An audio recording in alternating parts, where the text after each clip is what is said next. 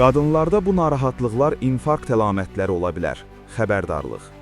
Ürəkbulanma və qarın ağrısı qadınlarda infarktın başladığını göstərə bilər. Bunun səbəbi ürəkdən və həzm orqanlarından gələn sinir siqnallarının beyinə ümumi yollarla keçməsidir. Gözaltı Qafqaz İnfoya istinadən xəbər verir ki, bu sözləri gastroenteroloq Anna Menşikova Gazeta Ruya deyib. O bildirib ki, bəzən beyin ürəyin həyəcan siqnalını səhvən qarın ağrısı kimi şərh edir.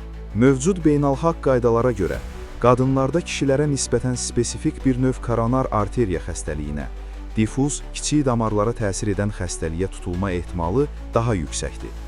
Bu vəziyyət aydın kliniki mənzərə yaratmaya bilər, lakin ürək oksigen çatışmamazlığından əziyyət çəkər.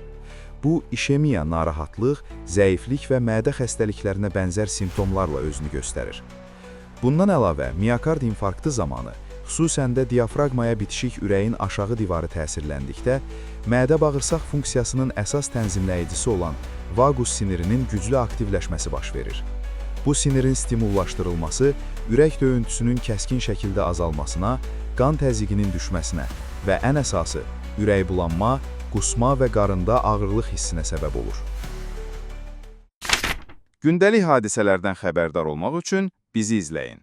Söz altında yox, göz altıda qalan.